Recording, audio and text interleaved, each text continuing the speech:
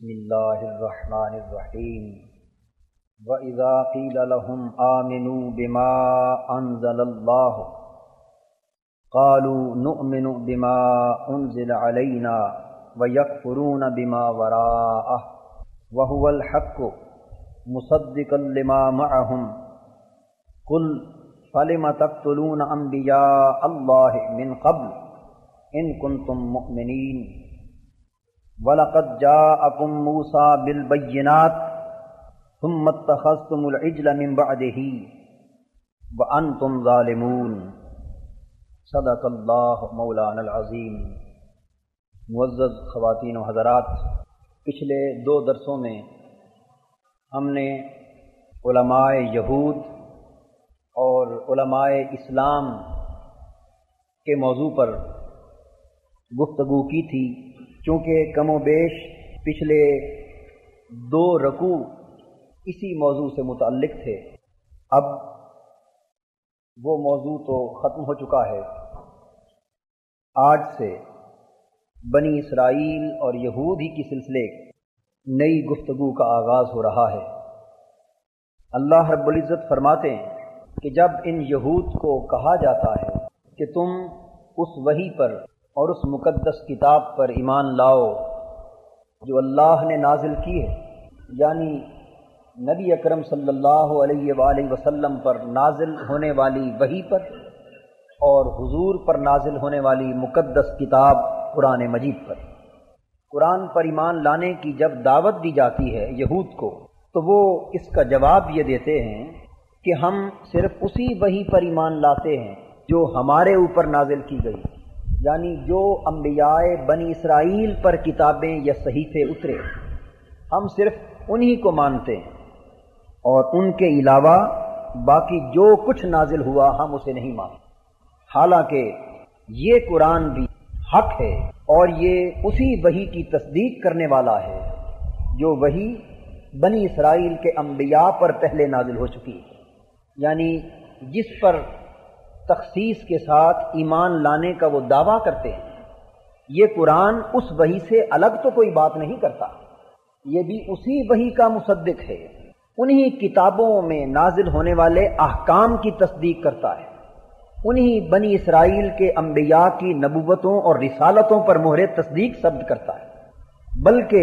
جو جھوٹے الزامات انہوں نے اپنے انبیاء پر لگائے تھے،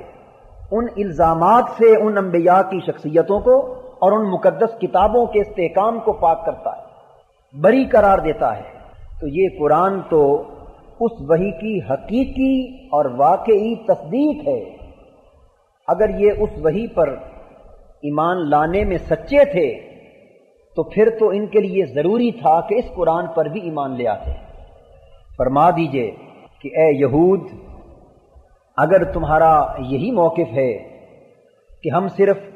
اپنے اوپر یعنی اپنے انبیاء پر نازل ہونے والی وحی پر ایمان لاتے ہیں اور دوسرے انبیاء یا کسی اور نبی پر نازل شدہ وحی کو نہیں مانتے،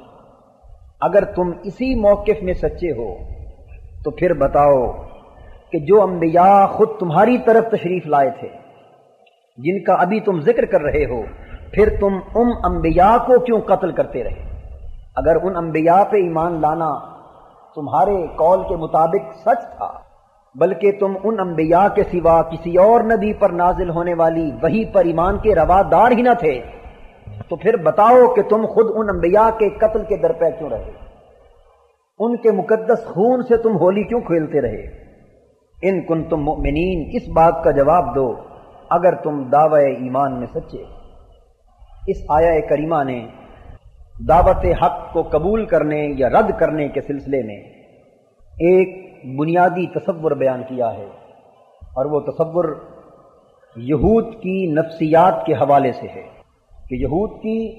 یہ نفسیات دراصل اس آیہ کریمہ میں بیان کی جا رہی ہے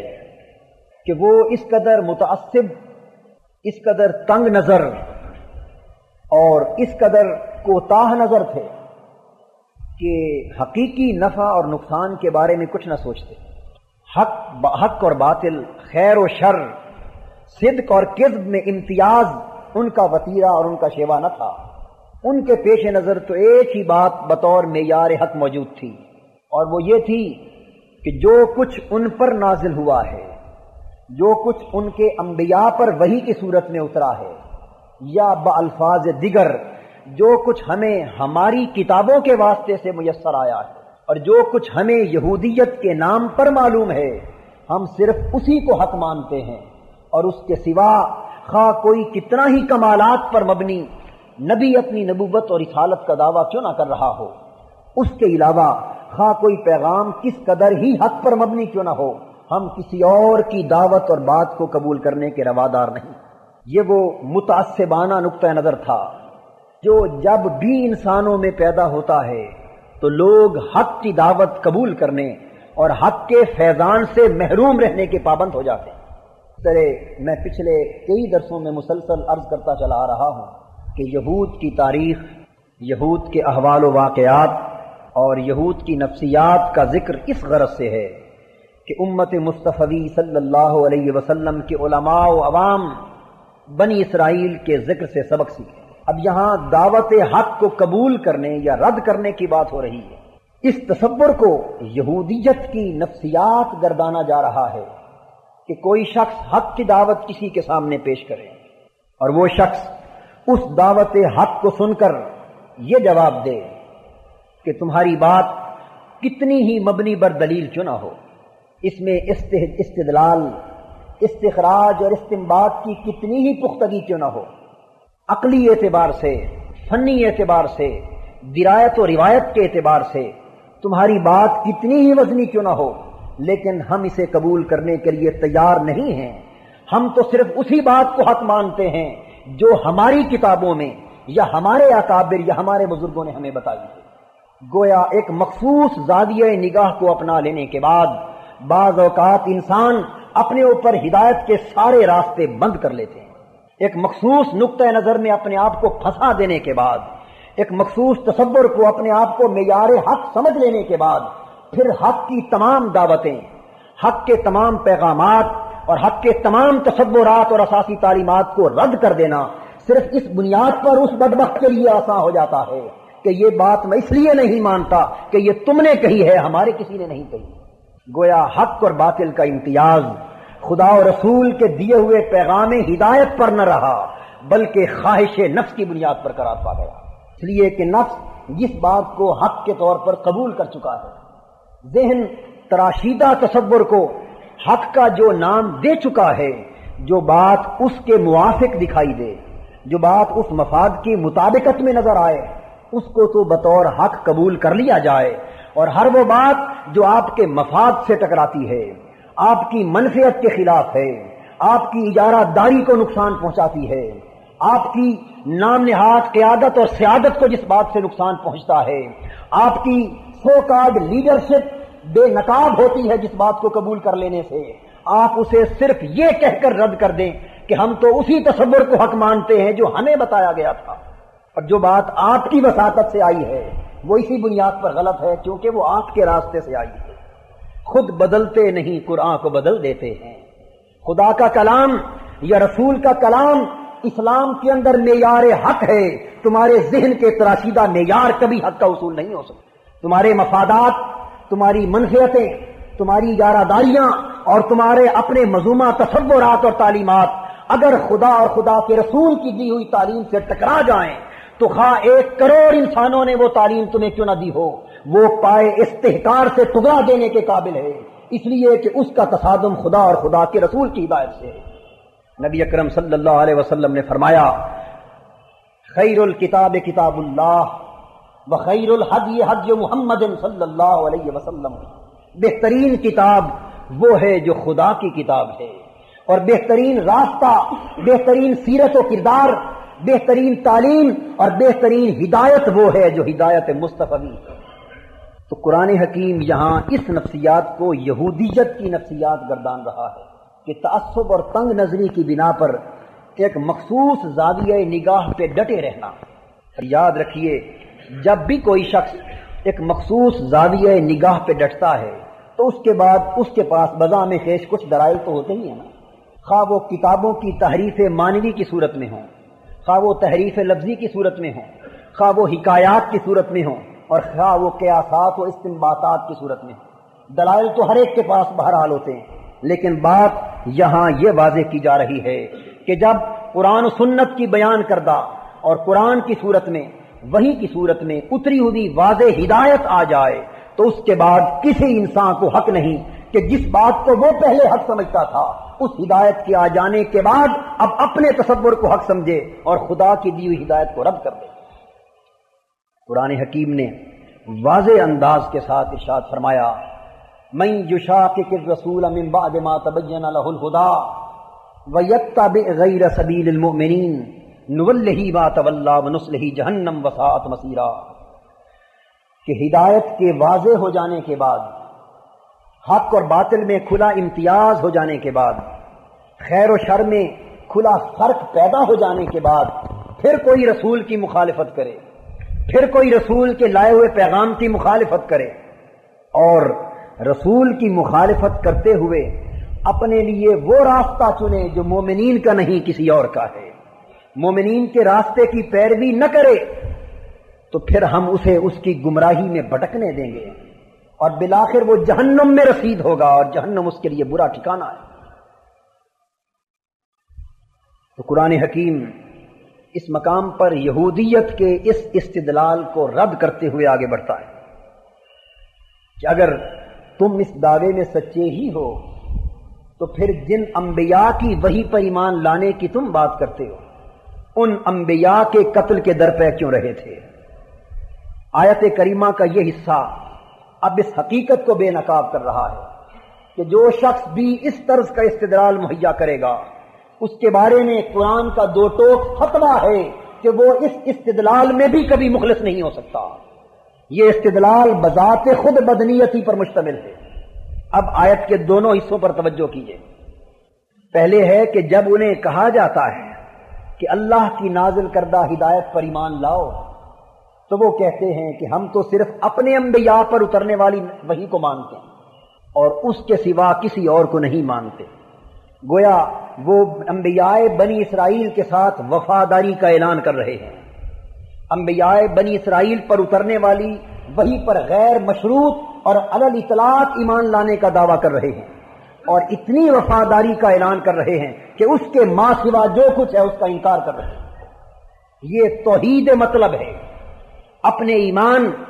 اور اپنے دعوی اخلاص میں توحید کا یہ اظہار کر رہے ہیں کہ جو کچھ ہمارے انبیاء پہ اترا اس کے سوا ہم کسی اور چیز کو ماننے کے لیے تیار نہیں۔ اب قرآن یہ کہتا ہے کہ جو شخص اس انداز کے استدلال میں بہت پختہ دکھائی دے، اس طرز کی گفتگو کرے، اس کے اس استدلال میں بھی خلوص کا عالم کیا ہوگا؟ قرآن حکیم کہتا ہے کہ وہ جن اکابر کی بیان کردہ ہدایات اور تعلیمات پر وفاداری کی بنا پر انحصار کا دعویٰ کر رہا ہے وہ ان اکابر سے بھی کبھی مخلص نہیں ہو سکتا۔ وہ ان کا نام صرف اپنے مفادات کے تحفظ کے لیے استعمال کر رہا ہے، اس لیے کہ ان اکابر نے، ان انبیاء نے بھی کبھی یہ تعلیم نہ دی تھی کہ ہمارے بعد یہ ہدایت اگر کوئی اور پیش کرے تو اسے یہ کہہ کر رد کر دینا کہ ہم ان کے سوا کسی اور کی بات نہیں مانتے۔ وہ اس دعوے میں اس لیے جھوٹا ہے کہ جن انبیاء کی وہ بات کرتے ہیں، جس وحی کی وہ بات کرتے ہیں، ان انبیاء کا تعلیم اور ان انبیاء کا اسلوب تبلیغ یہ ہرگز نہ تھا کہ ہمارے سوا کسی اور کی بات نہ ماننا، بلکہ جس نبی کے پیغام کو رد کر کے جس امت کے انبیاء کے پر نازل ہونے والی وحی سے اخلاص اور وفاداری کا وہ دم بھر رہے ہیں، ان انبیاء کی اپنی دعوت کا یہ عالم تھا کہ وہ اپنی عصمت کہتے تھے کہ مبشرا برسول یاتی من بعد اسمہ احمد، ہم تو ڈنڈورا پیٹنے والے ہیں، خوشخبری دینے والے ہیں اس عظیم تاجدار کائنات کی جو وجہ تخلیق کائنات ہے، جو رونق بزم کائنات ہے، ہم اس کی آمد سے پہلے اس کی تشریف آوری کی خوشخبری دینے والے ہیں۔ اس لیے حقیقی ہدایت کی ساری راہیں، حق اور باطل کے امتیازات کے سارے اصول، کذب اور جھوٹ کے تمام تصورات کو ابد الاباد تک تو وہ رسول ختم کر دے گا کہ جس کی ہدایت قیامت تک پھر انسانیت کے ہر دور میں قائم اور دائم رہے۔ تو جو نبی خود اس نئے آنے والی نبی کی ہدایت کی طرف اپنی امت کو متوجہ کرتے رہے تھے، اس نبی کا دم بھرنے والی امت یہ کس طرح کہتی ہے کہ ہم ان کو مانتے ہیں، یا رسول اللہ آپ پر ایمان نہیں لاتے؟ اس سے یہ اصول بھی طے ہو گیا کہ انبیاء سابقہ پر ایمان اور انبیاء سابقہ کی وحی پر ایمان اس وقت تک خدا کے ہاں مقبول نہیں ہو سکتا جب تک ہر نبی کی نبوت پر نبوت مصطفی کے واسطے سے ایمان نہ لایا جائے، جب تک ہر آسمانی کتاب اور صحیفے کے نزول پر، قرآن کے نزول پر ایمان کی پختگی کے توسل سے ایمان نہ لایا جائے۔ اس لیے کہ ہر نبی اپنی نبوت کا فیضان، اپنے مراتب رسالت کا فیضان، اپنے کمالات و تصرفات روحانیت کا فیضان اگر نبوت مصطفی سے پا رہا ہو، اگر کمالات محمدی سے پا رہا ہو، اگر در ختم نبوت سے پا رہا ہو، تو یہ کس طرح ممکن ہے کہ ان خوشخبری سنانے والے انبیاء پر تو ایمان کو کافی سمجھا جائے اور جو وجہ تخلیق کائنات ہے اس پر ایمان کو ناکافی سمجھا جائے؟ اس لیے سورہ بقرہ میں جہاں قرآن نے حضور پر نازل ہونے والی وحی اور پہلے انبیاء پر نازل ہونے والی وحی پر ایمان کی بات کی، تو بتائیے کہ پہلے کون سی وحی نازل ہوئی تھی، حضور کی یا انبیاء بنی اسرائیل کی؟ تقدم زمانی تو اسی وحی کو حاصل تھا جو انبیاء پہلے آئے، اور تأخر زمانی اس وحی کو حاصل تھا نبی اکرم صلی اللہ علیہ وسلم کو جو سب سے آخر میں آئے۔ اب اگر تقدم زمانی اور تأخر زمانی ہی ایمان میں سبقت اور ایمان میں تأخر کی بنیاد ہوتا تو پھر چاہیے یہ تھا کہ ایمان کی شرط اس طرح بیان کی جاتی کہ مومن وہ لوگ ہیں جو پہلے نازل ہونے والی وحی پر بھی ایمان لاتے ہیں، اور اے نبی آپ پر نازل ہونے والی وحی پر بھی ایمان لاتے ہیں، کیونکہ پہلے وحی پر پہلے ایمان ضروری ہے اور بعد کی وحی پر بعد میں ایمان ضروری ہے۔ لیکن قرآن زمانے کے تقدم و تاخر کو اس اصول کو نظر انداز کرتے ہوئے یوں بیان کرتا ہے، الذین یؤمنون بما انزل الیک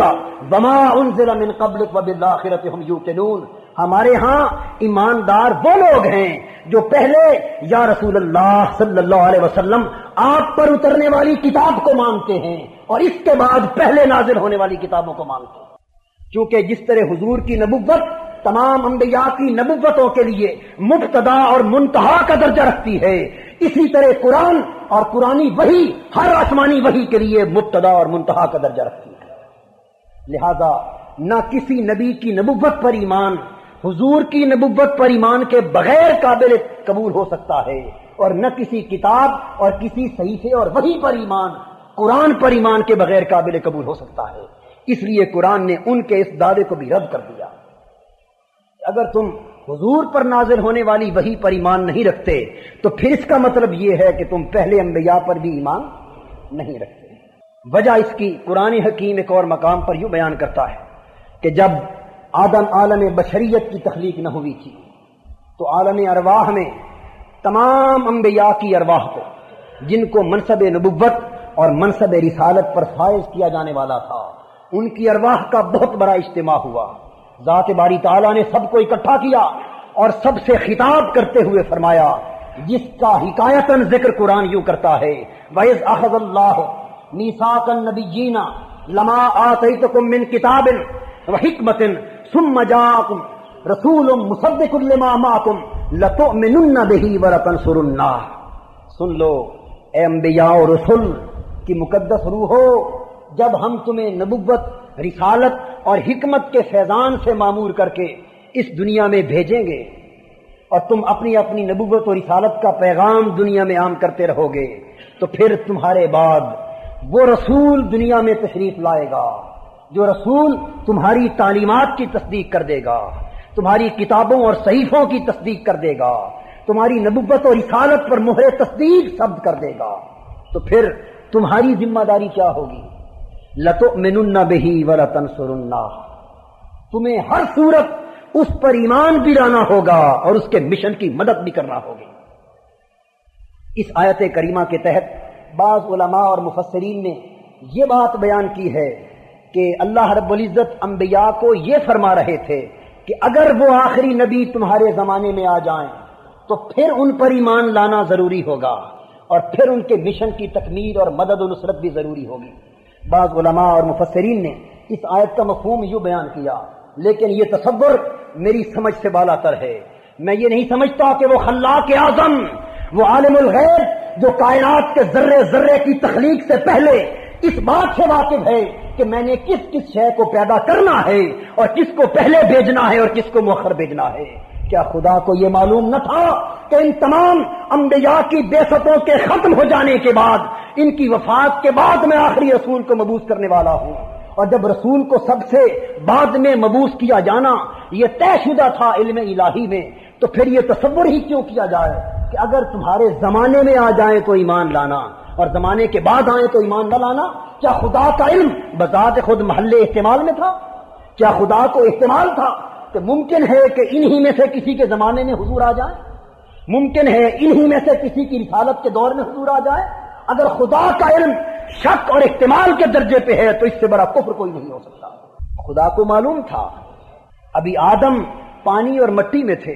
ابھی تخلیق بشریت کے سلسلے کا آغاز نہ ہوا تھا کہ خدا کی ذات نہ صرف مجھے منصب نبوت پر سرفراز کرنے کا فیصلہ کر چکی تھی بلکہ مجھے ختم نبوت کا تاج پہنانے کا فیصلہ بھی کر چکی تھی. اور جو ذات حضور کے خاتم النبیین ہونے کا فیصلہ پہلے کر چکی ہو، اس کے علم میں یہ شک کس طرح ہو سکتا ہے کہ ممکن ہے تم میں سے کسی کے زمانے میں آ جائیں تو پھر ایمان لانا؟ یہ بات غلط ہے. اگر قرآنی الفاظ پر توجہ کریں تو لفظ ہیں لَتُؤْمِنُنَّ بِهِ وَلَتَنْصُرُنَّ. عربی کا قاعدہ یہ ہے کہ لام تاکید ہے اور نون ثقیلہ ہے. تاکید لام کی بھی، تاکید ثقیلہ نون کی بھی، دونوں لفظ لَتُؤْمِنُنَّ وَلَتَنْصُرُنَّ دونوں لفظوں کی تاکید اس بات پہ دلالت کر رہی ہے کہ اللہ رب العزت ہر نبی اور ہر رسول کے لیے یہ شرط مقرر فرما رہے ہیں کہ تم سب کو بھیجوں گا اور تمہارے بعد ثم جاءکم رسول. ثم تاکید کے لیے آتا ہے کہ تمہارے بعد وہ رسول آئے گا، اور وہ رسول آئے گا تو کیا کرے گا؟ تم سب کی نبوتوں کی تصدیق کر دے گا. تو وہ سب کی تصدیق تبھی کر سکتا ہے اگر سب کے بعد آئے. اگر کچھ اس کے بعد بھی آنے والے ہوں تو پہلوں کی تصدیق ہو گئی اور باقی لوگوں کا کیا بنا؟ لہذا تمہارے بعد وہ رسول آئے گا، تم سب کی تصدیق کر دے گا. تو اس بات کو طے کرتے ہوئے ارشاد فرمایا کہ درست ہے کہ تم پہلے ہو چکو گے، درست ہے کہ تمہاری نبوتوں اور رسالتوں کے زمانے پہلے بیت چکے ہوں گے، لیکن ہم تمہارے لیے تمہاری نبوت کے کمالات کے لیے یہ شرط قرار دیتے ہیں کہ تم اپنے اپنے زمانے میں آدم سے لے کر حضرت عیسیٰ تک ہر نبی کے لیے ضروری ہے کہ جہاں وہ اپنی نبوت کا اعلان کرے وہاں نبی آخر الزمان کی نبوت پر ایمان کا دم بھی پڑے. جہاں وہ اپنی رسالت کا ذکر کرے وہاں نبی آخر الزمان کی بعثت کی آمد کا ذکر بھی کرے، حضور کی بعثت کا تذکرہ بھی کرے، اور اس طرح حضور پر ایمان کا دعویٰ بھی کرے اور اپنی اپنی امت کو بتا کر کہ نبی آخر الزمان تشریف لانے والے ہیں، اس طرح حضور کی آمد کا ذکر کر کے حضور کے مشن کی تکمیل بھی کر دے، حضور کی مدد بھی کرے، نصرت بھی کرے. تو چونکہ ہر نبی کو نبوت عطا کیے جاتے وقت اللہ نے ان سے یہ وعدہ لیا تھا، اذ اخذ اللہ میثاق النبیین. میثاق کہتے ہیں پختہ وعدے کو. تو چونکہ ہر نبی خدا سے یہ پختہ وعدہ کر چکا ہے کہ میں نبی آخر الزمان پر ایمان لاؤں گا اور حضور کے مشن کی مدد کروں گا، تو اے بنی اسرائیل کے عوام اور علماء، جن انبیاء کی وحی پر ایمان لانے کی تم بات کرتے ہو، ان میں سے تو ہر نبی اس نبی کی نبوت پر ایمان لانے کا وعدہ کر چکا ہے خدا سے. ہم کس طرح مان لیں کہ تم ان کی نبوت کو تو مانو اور اس نبی کی نبوت کو نہ مانو جس کو وہ بھی مانتے رہے. اس لیے نبی صلی اللہ علیہ وسلم کی نبوت کا انکار براہ راست انبیاء بنی اسرائیل کی نبوتوں کا بھی انکار ہے. اس کے بعد ایک اور دلیل دی جا رہی ہے ان کے موقف کو رد کرنے کے لیے. وَلَقَدْ جَاءَكُم مُوسَىٰ بِالْبَيِّنَاتِ ثُمَّ اتَّخَذْتُمُ الْعِجْلَ مِن بَعْدِهِ وَأَنتُمْ ظَالِمُونَ. چلو بنی اسرائیل کے باقی انبیاء کا ذکر تو چھوڑو، تمہارے سلسلہ مذہب کا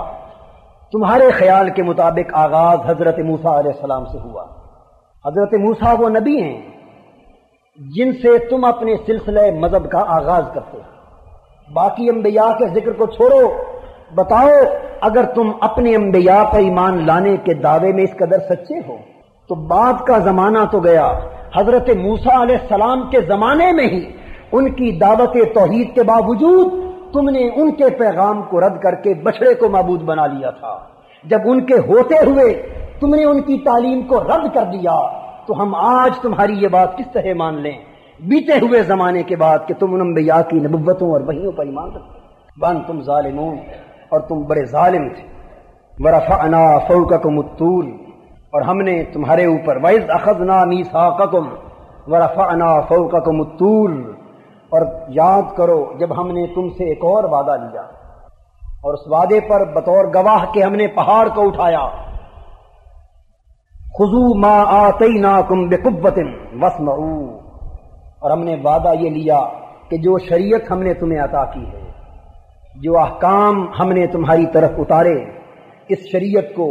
ان احکام کے مجموعے کو پختگی سے تھام لو مضبوطی سے پکڑ لو ان پر ایمان لاؤ اور اچھی طرح عمل کرو قالوا سمعنا وعصینا تو ان یہودیوں نے کیا کہا کہ ہم نے سن لیا اے باری تعالی ہم نے تیرا حکم سن لیا اور تیری نافرمانی کی سمعنا سن لیا یہ ان کا قول لسانی تھا وعصینا اور ہم نے نافرمانی کی یہ ان کا قول قلبی تھا کہ جب ہم نے تمہیں یہ کہا کہ ہماری شریعت کو مانو اور عمل کرو تو تم نے زبان سے تو یہ کہا کہ ہم مانتے ہیں لیکن دل سے اس شریعت کا انکار کرتے تو سمعنا وعصینا کا ایک معنی تو یہ ہے کہ تمہاری زبان تو اقرار کر رہی تھی لیکن تمہارے دل بدستور انکار پر تلے ہوئے تھے یہ منافقت کا ایک رنگ بتایا جا رہا ہے اس لیے کہ ایمان اقرار باللسان و تصدیق بالقلب کا نام ہے کہ زبان جس چیز کا اقرار کر رہی ہو دل اسی حقیقت کی تصدیق کر رہا ہو لیکن تم نے زبان سے تو کہا کہ ہم نے مانا لیکن دل سے اس حقیقت کا انکار کر دیا اور دوسرا معنی یہ ہے قالوا سمعنا وعصینا تم نے مان تو لیا کہ اے خدا ہم نے تیری شریعت کے حکم سنے اور وعدہ کرتے ہیں کہ ان پر عمل کریں گے وعصینا لیکن عملاً تم نافرمان کے نافرمان ہی رہے زبان سے تم نے شریعت کو مانا لیکن عملی زندگی میں شریعت کے احکام کو نافذ نہ کیا یہ وہی بات ہے جس کی طرف اشارہ سورہ نساء میں کیا گیا الم تر الی الذین یزعمون انہم آمنوا بما انزل الیک وما انزل من قبلک یریدون ان یتحاکموا الی الطاغوت وقد امروا ان یکفروا بہ اے نبی صلی اللہ علیہ وسلم کیا آپ نے نہیں دیکھا ان لوگوں کو جو یہ گمان کرتے ہیں کہ ہم ایمان لائے آپ پر نازل ہونے والی وحی پر اور آپ سے پہلے نازل ہونے والی وحی پر بھی یعنی زبان سے کہتے ہیں کہ ہم ایمان لائے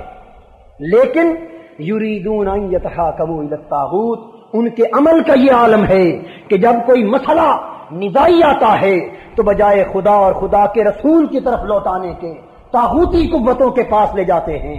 طاغوتی قوتوں کے دروں پر جا کر دامن مراد پھیلاتے ہیں طاغوتی افکار طاغوتی نظریات کو قبول کرتے ہیں اور غیر اسلامی قوانین کی طرف لپکتے ہیں زبان سے کہتے ہیں کہ ہم ایمان لائے لیکن عمل اس ایمان کے دعوے کے خلاف کرتے ہیں جو لوگ زبان سے اقرار کریں ایمان کا لیکن عمل سے اس امر کی تصدیق نہ کریں قرآن ان کے دعوی ایمان کو گمان کہتا ہے ان کو کیا کہتا ہے گمان اس لیے کہ من لم یحکم بما انزل اللہ فاولئک هم الکافرون جو لوگ عملاً خدا کے نازل کردہ حکم کو اور شریعت کو نافذ نہیں کرتے وہی لوگ خدا کے ہاں کافر ہیں اور جو لوگ خدا کے احکام شریعت کو نافذ نہیں کرتے عملاً وہی لوگ خدا کے ہاں فاسق ہیں اور وہی لوگ خدا کے ہاں ظالم ہیں اس لیے کہ ایمان صرف زبان سے خدا یا خدا کے رسول کی اطاعت کے دم بھرنے کا نام نہیں جب تک وہ اطاعت خدا کی بندگی اور رسول کی غلامی بن کر پوری کی پوری زندگی میں ایک عملی انقلاب بپا نہ کر دے تمہارے فکر اور عمل کے دھاروں کو بدل کے نہ رکھ دے تمہاری سوچ کو یکسر اس کی رخ کو نہ بدل دے تمہاری فکر اور تمہاری سوچ کو در رسالت کی دہلیز پر نہ جھکا دے اور تمہارے عمل کی ہر اصول کو خدا کی ہدایت کے معیار حق کے مطابق متعین نہ کرے اس وقت تک تمہارے کروڑ دعوی ایمان خدا کے ہاں جھوٹ ہے خدا کے ہاں زبانی دعووں کی کوئی حیثیت نہیں جس زبانی دعوے کے ساتھ عمل کی تصدیق شامل نہ ہو ہمیں اپنے گریبانوں میں جھانک کر ساتھ ساتھ اس امر کا بھی جائزہ لینا ہوگا کہ ہم میں سے کتنے ہیں جو خدا و رسول کی اطاعت کا زبان پر تو نام لیتے ہیں، شریعت کے احکام کو ماننے کی بات تو کرتے ہیں، لیکن آئیے ذرا اپنے گھر کے خلوت قدوں میں جھانک کر دیکھیے، ذرا اپنے گیبانوں کے احوال کو ٹٹول کر دیکھیے، ذرا جلوتوں میں اپنے معاملات اور اپنے برتاؤ کا عالم دیکھیے، کس حد تک تم خدا کے بندے ہو اور کس حد تک تم ہوا و ہوس اور حرص و لالچ کے بندے ہو، کس حد تک تم نے رسول کو اپنا قائد و رہنما مانا ہے اور کس حد تک تم نے دنیاوی کفر و طاغوت کو قائد و رہنما مانا ہے۔ حضور نے دو ٹوک فیصلہ فرما دیا، لا یؤمن احدکم حتی یکون ہواہ تبعا لما جئت بہ، تم میں سے کوئی شخص اس وقت تک مومن نہیں ہو سکتا جب تک وہ اپنی ساری نفسانی خواہشات کو میرے لائے ہوئے دین کی دہلیز پہ قربان نہ کر دے۔ عقل قربا کن بپیش مصطفیٰ، جب تک تمہاری عقل، تمہاری فکر، تمہاری سوچ در مصطفیٰ سے حاصل ہونے والے دین کے سامنے سر اٹھاتی ہے، اس وقت تک وہ تمرد ہے، وہ انحراف ہے، وہ کفر ہے، سرکشی ہے، بغاوت ہے۔ ایمان اس وقت تک متحقق نہیں ہو سکتا جب تک عقل و دانش کے سارے ضابطے رسول پاک صلی اللہ علیہ وسلم کے دین کے سامنے قربان ہو جائے۔ ما کان لمؤمن ولا مؤمنۃ اذا قضى اللہ ورسولہ امرا ان یکون لهم الخیرہ، کسی مومن مرد اور مومن عورت کو یہ حق نہیں کہ خدا و رسول کا فیصلہ ہو جانے کے بعد وہ اپنے امور میں اپنی طرف سے کوئی سوچتا پھرے کہ یہ کام کروں یا نہ کروں۔ ارے صحابہ کرام جنہوں نے انسانی عظمت و شوکت کے کمال کو چھوا تھا، وہ اس کمال پر تبھی پہنچے تھے کہ ایک روایت آتی ہے کہ حضور نے ایک صحابی کے ہاتھ میں انگوٹھی، سونے کی انگوٹھی دیکھی۔ حضور نے اس سے پوچھا، کیا تو چاہتا ہے کہ تیری ہاتھ میں دوزخ کی آگ کا انگارہ ہو؟ عرض کیا، یا رسول اللہ صلی اللہ علیہ وسلم ہرگز نہیں۔ حضور نے فرمایا، پھر ہاتھ ادھر کر۔ اس کا ہاتھ پکڑ کر انگوٹھی پھینک دی۔ تھوڑی دیر کے بعد رسول پاک صلی اللہ علیہ وسلم گھر تشریف لے گئے۔ وہ صحابی بھی اٹھا اور چل دیا۔ کچھ اور لوگ جو حاضر مجلس تھے انہوں نے اسے پکڑ کے آہستہ سے کہا کہ حضور کے اس حکم کا معنی یہ نہیں کہ یہ انگوٹھی تیرے کسی کام کی نہیں، تو لے جا،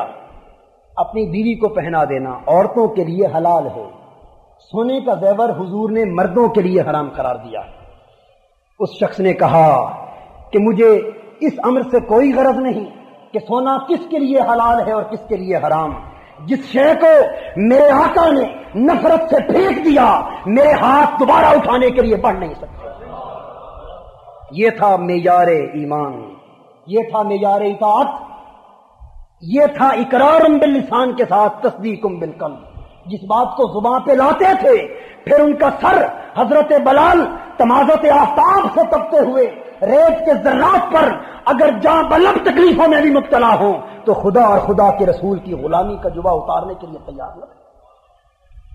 اس لیے کہ وہ یہ سمجھتے تھے کہ مسلمان ہونا اتنا آسان کام نہیں ہے۔ اسلام کا دعویٰ کر لینا تو آسان ہے،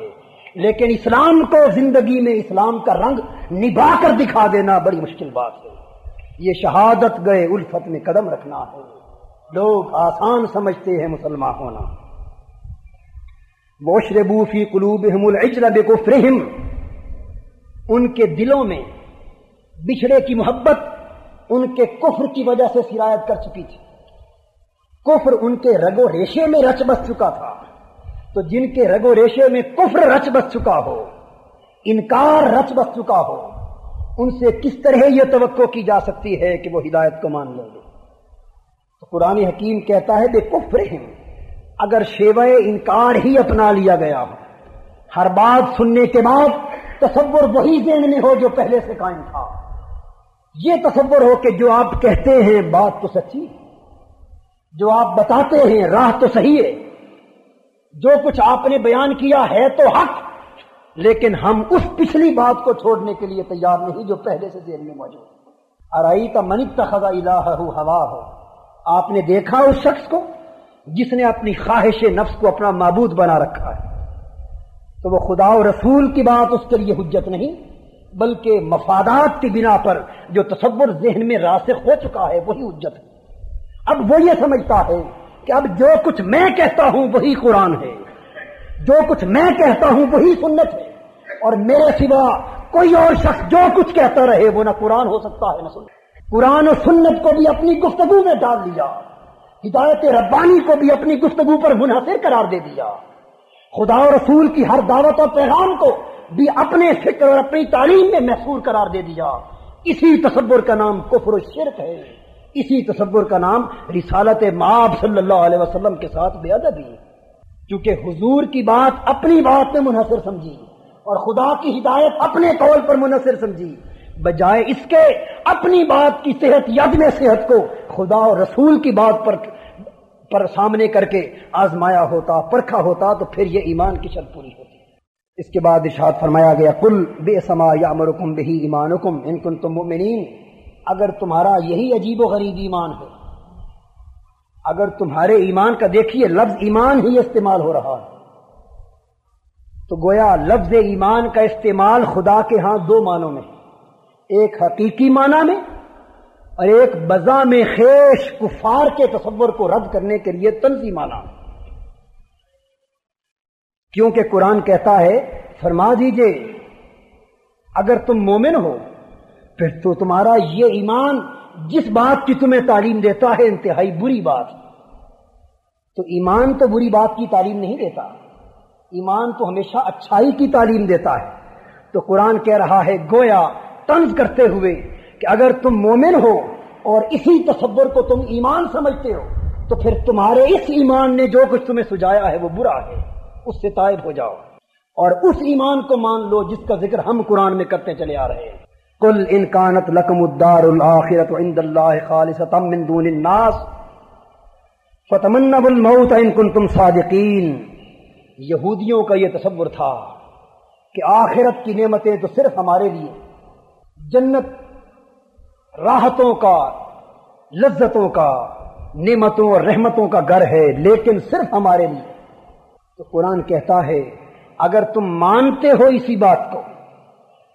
کہ جنت صرف تمہارے لیے، آخرت حقیقتاً تمہارے ہی لیے،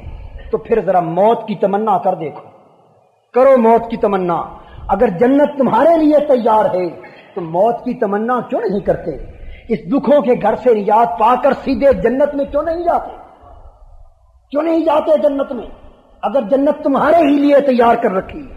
اس کا جواب پھر قرآن دیتا ہے وَلَن يَتَمَنَّوْهُ أَبَدًا.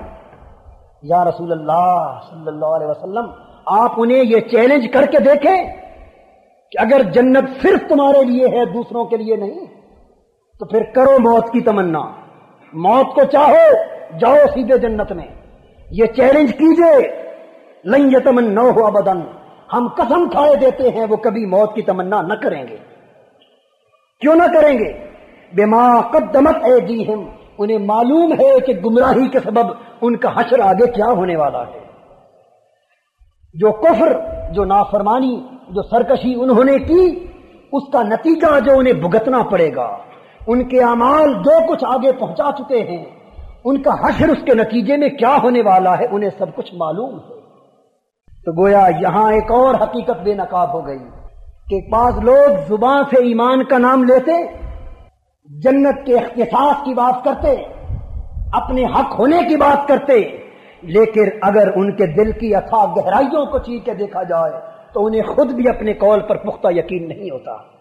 وہ بے یقینی کا شکار ہوتے ہیں، تردد اور تذبذب کی کیفیت میں مبتلا ہوتے ہیں، ڈاماڈول ہوتے ہیں اعتقاد کے مسئلے میں، اقدام و خطا کے رنگ پہ چل رہے ہوتے ہیں، کبھی اس ڈگر پہ چلتے ہیں کبھی اس ڈگر پہ چلتے ہیں. یقین کی دولت صرف انہی لوگوں کو میسر آتی ہے جو اپنی خواہشات نفس کو قربان کر کے صرف خدا اور خدا کے رسول کی غلامی میں یکتا ہو جاتے ہیں. ان کے سوا ہر کسی کو، خواہ وہ کتنا ہی عاقل، کتنا ہی مفکر، کتنا ہی مدبر کیوں نہ ہوتا پھرے، وہ شخص یقین اور تمانیت کی دولت سے محروم ہوگا. اس لیے کہ زبان سے کہتا ہے وہ یہودی، وہ شخص کہ جنت میرے لیے ہے، لیکن اس کے دل سے پوچھو تو اسے بھی معلوم ہے کہ میرا ٹھکانہ جنت نہیں دوزخ ہے. یہ جہاں یہودیت کی نفسیات ہے وہاں منافقت کی نفسیات بھی ہے. یہ علامات منافقت میں سے بھی ہے کہ کوئی شخص بڑے شور و زور کے ساتھ، بڑے تمتراک کے ساتھ، بڑے وثوق اور اعتماد کے ساتھ آپ کے سامنے ایک بات کر رہا ہو، اسے حق کہہ رہا ہو، اسے باعث کامیابی آخرت قرار دے رہا ہو، لیکن اس کا اپنا دل اس قول پر اعتماد نہ رکھتا ہو، اس کے اپنے دل میں اس قول پر پختہ یقین نہ ہو۔ امام غزالی علیہ رحمت فرماتے ہیں کہ میں بھی اسی یقین کی تلاش میں نکلا کہ جو کچھ میں کہتا ہوں، جو کچھ پڑھتا ہوں، جو کچھ سنتا ہوں، جس بات پر عقیدہ رکھتا ہوں، پختہ یقین بھی حاصل ہو جائے کہ یہ سب کچھ سچ ہے۔ زبان تو سچ مانتی ہے، لیکن دل بھی 2 + 2 4 کے برابر اسے سچ ماننا شروع کر دے۔ امام غزالی علیہ رحمت جو مقتدائے علماء تھے، جو مقتدائے متکلمین تھے، جو نظامیہ یونیورسٹی بغداد کے وائس چانسلر تھے، تو امام غزالی جنہیں آج بھی دنیا حجت الاسلام کے لقب سے یاد کرتی ہے، وہ اپنی سرگزشت، اپنی سمان حیات اور تلاش حقیقت کی پورا سفر، جستجو حق کا پورا سفر رقم کرتے ہیں اپنے قلم سے۔ اس کتاب کا نام ہے المنقذ من الضلال، اردو میں اس کا ترجمہ تلاش حق کے نام سے چھپا ہوا ہے۔ فرماتے ہیں کہ میں بھی مسلمان تھا، محدث تھا، فقی تھا، متکلم تھا، فلسفی تھا، دنیا اسلام کے گوشے گوشے سے عوام و خواص میرے مدرسے میں میری شمع علم سے فیضان نور پانے کے لیے کشاں کشاں آتے تھے، لیکن اپنا عالم یہ تھا کہ دل یقین کی دولت سے محروم تھا، کہ میرے دل نے چاہا کہ میں بھی یقین کی تلاش کروں، دولت تمانیت کی جستجو کروں۔ فرماتے ہیں کہ میں علماء کے پاس گیا، پھر علماء کے دریوزہ گری کی، ان کی ورق گردانی کی، ان کی کتابوں کی، علماء کے دروں کی خاک چھان ماری، زندگی بسر کی، سب کچھ دیکھا، لیکن اس نتیجے پہ پہنچا کہ ان ظاہری علماء کے پاس خود یقین کی دولت ہی۔ پھر فرماتے ہیں میں فلاسفہ کے پاس پہنچا، فلسفی خدا کے وجود کی بات کرتے تھے، اخلاقیات کی بات کرتے تھے، مابعد طبیعیات کی بات کرتے تھے، اس کائنات کی ہستی کی بات کرتے تھے، عقل کی بات کرتے تھے، حس کی بات کرتے تھے، بڑی عجیب عجیب قصے کہانیاں سناتے، ان کے سارے احوال دیکھے، ان کے علوم و فنون کے سمندر میں غوطہ زن ہوا، لیکن بالآخر اس نتیجے پہ پہنچا کہ جہاں بھی تشدد ہے، تردد ہے، شک ہے، احتمال ہے، یقین انہیں بھی میسر نہیں۔ پھر باطنی جین کے پاس پہنچا، ان کے احوال کا بھی جائزہ لیا، ان کے علوم و فنون کے سمندروں میں بھی غوطہ زن ہوا، لیکن انہیں بھی یقین کی دولت سے محروم پایا۔ امام غزالی فرماتے ہیں میں دنیا علم کے سارے طبقات کے پاس جا چکا تھا، دنیا فن کے ہر گوشے کے در پر دریوزہ گری کر چکا تھا، اب ایک آخری طبقہ رہ گیا تھا، اور وہ طبقہ تھا صوفیاء کا۔ اب میں نے کہا کہ ذرا صوفیاء سے بھی پوچھ کے دیکھ لو۔ 2 سال صوفیاء کی کتابوں کو پڑھا، تصوف پر لکھی ہوئی کتابوں کا مطالعہ کیا، ایک ایک لفظ پڑھا، ایک ایک فکرے کی تہ میں گیا۔ جب تصوف کا پورا فلسفہ مجھے سمجھ آ گیا، تصوف کا پوری حقیقت میرے ذہن میں اتر گئی، تو اس وقت مجھے صوفیاء نے کہا کہ تصوف صرف فکر کا نہیں بلکہ حقیقت عمل کا نام ہے۔ اب تصوف کے عمل کی طرف راغب ہو۔ امام غزالی فرماتے ہیں کہ میں نے نظامیہ یونیورسٹی کو چھوڑ دیا،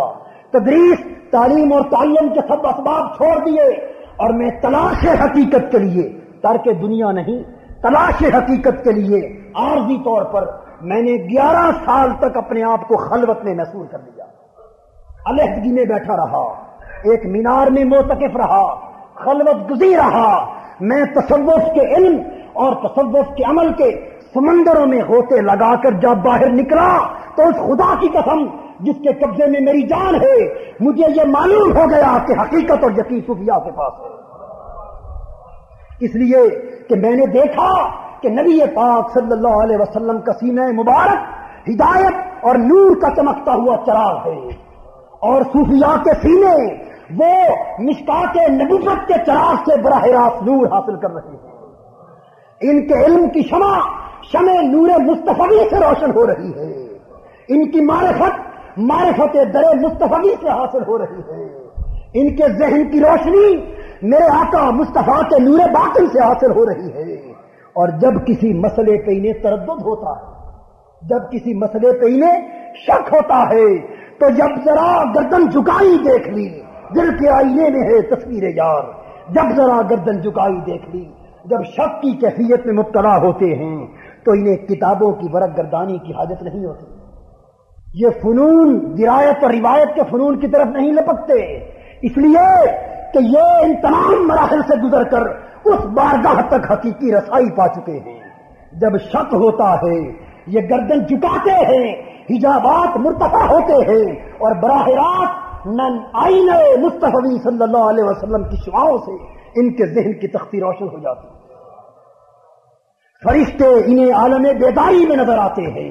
انبیاء کی روحوں کا دیدار یہ بیداری میں کرتے ہیں. ان سے ہم کلام ہوتے ہیں، ان سے فیض پاتے ہیں، ان سے سوال کرتے ہیں. یہاں تک کہ امام جلال الدین سیوطی علیہ رحمت نے فرمایا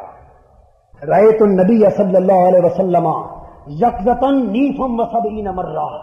جب کبھی کسی مسئلے پر مجھے تردد ہوتا، پریشانی ہوتی، عقدہ حل نہ ہو رہا ہوتا کہ یہ روایت یا یہ بات درست ہے یا غلط، میں گردن جھکاتا تو میرے آقا کا بلا حجاب عالم بیداری میں دیدار ہو جاتا. اور اس طرح میں نے زندگی میں بیداری کی حالت میں 72 مرتبہ آقا کا دیدار کیا. یہ امام جلال الدین سیوطی کا قول ہے، جسے امام شارانی، علامہ انور شاہ کشمیری، امام نبھانی اور خدا جانے کتنے کتنے ائمہ نقل کرتے چلے آ رہے ہیں تواتر سے. تو صوفیاء کے راستے کو حق پایا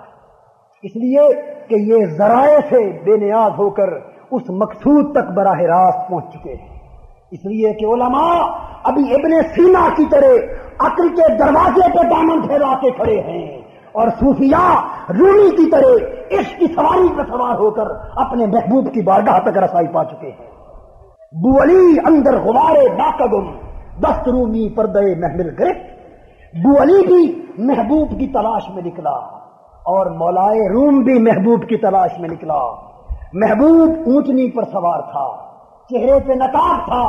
اونٹنی کے پاؤں سے جو گرد اڑ رہی تھی. بو علی جو عقل کا علمبردار تھا وہ اونٹنی کے پاؤں کی گرد میں گم ہو کر رہ گیا، اور رومی جو عشق و ادب کا علمبردار تھا اس نے پردہ ہٹا کر محبوب کا دیدار کر لیا.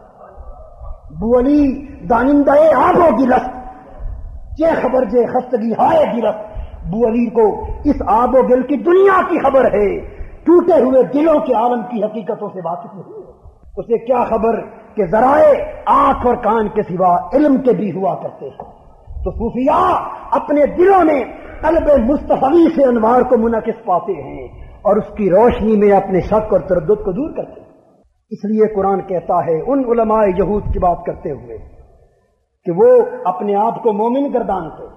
حق پر گردانتے، جنت کا مستحق گردانتے، لیکن اگر ان کے دل کی اتھاہ گہرائیوں میں جھانک کر دیکھو تو وہ مرنے کے لیے تیار اس لیے نہیں کہ انہیں یہ بھی معلوم ہے کہ جو ہم جنت کی بات کرتے ہیں یہ اوپر ہے، ہم جنت کے مستحق کہاں. قرآن حکیم نے فرمایا اس لیے چونکہ انہیں اپنے منتہا کا، اپنے انجام کا علم ہے. وَلَا تَجِدَنَّهُمْ أَحْرَصَ النَّاسِ عَلَىٰ حَيَاتٍ وَمِنَ الَّذِينَ أَشْرَكُوا. اے پیارے آپ انہیں دیکھیں گے کہ یہ طویل عمر کے خواہش مند رہتے، حریص ہیں کہ لمبی لمبی زندگی ملے، جتنا وقت آخرت سے بچ ملے اتنا غنیمت ہے. طویل زندگی کا حرص کرتے، اور کافروں اور مشرکوں سے بھی زیادہ جو آخرت پر ایمان ہی نہیں رکھتے ان سے بھی زیادہ دنیا کی طویل زندگی مانگتے، یعنی آخرت سے بچنا چاہتے. یود احدہم لو یعمر الف سنہ. ان میں سے ہر شخص یہ چاہتا ہے کہ مجھے 1000 سال زندگی مل جائے،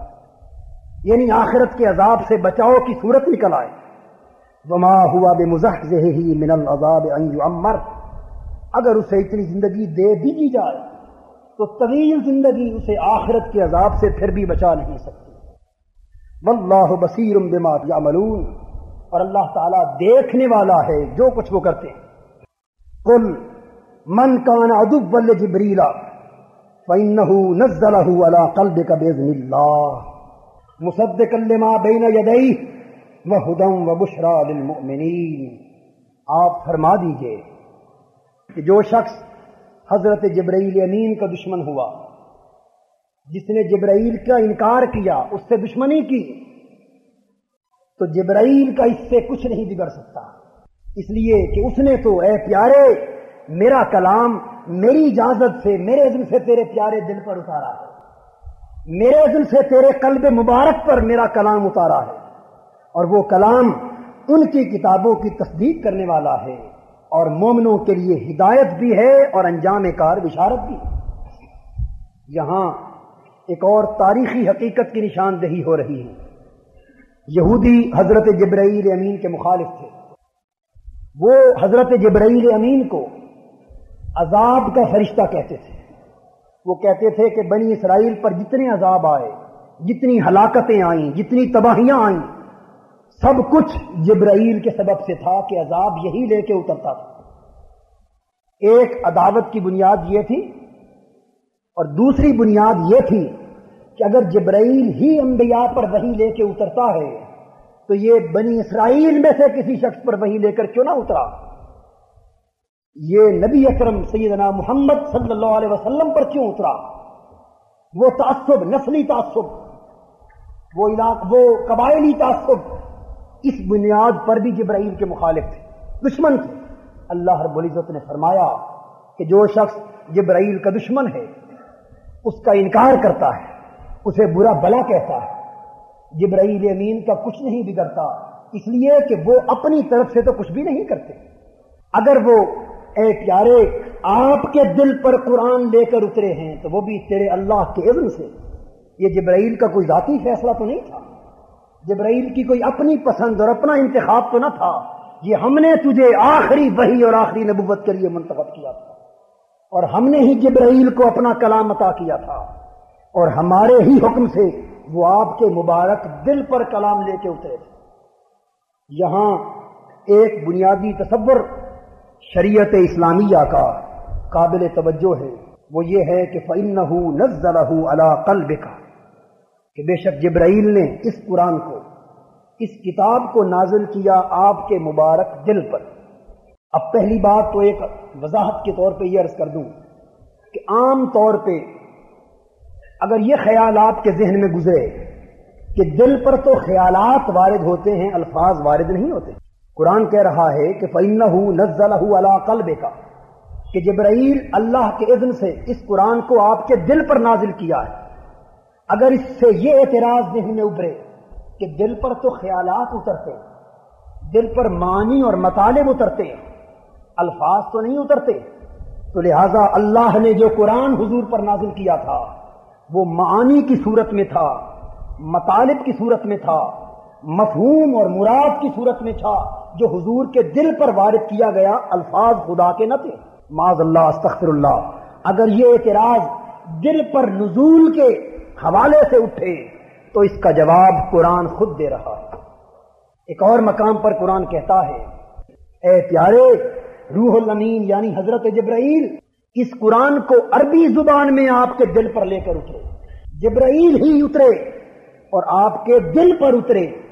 قرآن کو لے کر، لیکن کون سا قرآن؟ بلسان عربی مبین، روشن عربی زبان میں قرآن اترا۔ تو قرآن حکیم نے اس شبہ کا ازالہ کر دیا، اس اعتراض کو رد کر دیا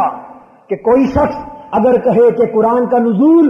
معنی کی صورت میں تھا، لفظوں کی صورت میں نہ تھا، لفظ حضور کے اپنے وضع کردہ تھے، معاذ اللہ یہ حضرت جبرائیل امین کے وضع کردہ تھے، تو قرآن خود اس تصور کو رد کر رہا ہے۔ کیوں؟ اس لیے کہ لفظ اور معنی دو چیزیں ہوتی ہیں، کلام کے دو پہلو ہوتے ہیں۔ کتنے پہلو؟ دو، ایک لفظ اور ایک معنی۔ لفظ کو کلام لفظی کہتے ہیں اور معنی کو کلام نفسی کہتے ہیں۔ میں یہ فکرہ بول رہا ہوں کہ کلام کی دو قسمیں ہیں۔ اب یہ جو کچھ میں نے کہا کہ کلام کی دو قسمیں ہیں، اس فکرے کا ایک تو پہلو الفاظ کا ہے، کاف لام الف میم، اور یہ جو حروف پر مشتمل الفاظ ہیں، عبارت، یہ کلام لفظی، اور اس کلام کو سن کر جو معنی آپ کے ذہن یا دل میں پیدا ہو رہا ہے، اس کا جو مفہوم آپ سمجھ رہے ہیں اپنے ذہن میں، اس مفہوم کو کلام نفسی کہتے ہیں۔ یعنی کلام کا ایک ظاہر ہوتا ہے لفظی پہلو، اور ایک اس کا باطن ہوتا ہے مانوی پہلو۔ تو یاد رکھ لیجئے کہ زبان عربی ہو یا اجمی، انگریزی ہو یا فارسی، اردو ہو یا عبرانی، زبان لفظ کا جامع ہوتی ہے، معنی کا جامع نہیں ہوتی۔ زبان لفظوں کا لباس ہوا کرتی ہے، معنی کا لباس نہیں ہوتی۔ معنی کی کوئی زبان نہیں ہوتی، زبان صرف لفظ کی ہوتی ہے۔ تو جب قرآن نے یہ کہہ دیا کہ جبرائیل اس قرآن کو روشن عربی زبان کے اندر لے کر آپ کے دل پر اترے، تو ثابت ہو گیا کہ پیارے اس قرآن کا نزول آپ کے قلب انور پر صرف معنی کی صورت میں نہ ہوا تھا، بلکہ الفاظ کا نزول بھی من جانب اللہ ہوا تھا، کیونکہ عربی ہونا یہ الفاظ کی صفت ہے، معنی کی صفت نہیں ہے۔ چنانچہ اس اعتراض کا رد تو خود قرآن سے یہ ہو گیا۔ اب دوسری بات جو میں دل پر نازل ہونے کے حوالے سے عرض کرنا چاہتا تھا وہ وقت کے ختم ہونے کی بنا پر رہ گئی۔ انشاءاللہ تعالی اسی آیت کے اسی تصور سے ہم آئندہ درس میں اپنی گفتگو کا آغاز کریں گے۔ اللہ رب العزت ہمیں قرآنی تعلیمات کا صحیح فہم اور بصیرت عطا کرے اور اس پر ظاہری اور باطنی طور پر عمل پیرا ہونے کی توفیق مرحمت فرمائے، اور زندگی کے ہر عمل میں اخلاص اور للہیت کی دولت کے ساتھ بہرور کرے، ہماری غلطیوں ہماری خطاؤں سے درگزر فرمائے اور اپنے دامن رحمت و عافیت میں جگہ دے۔ وما علینا الا البلاغ۔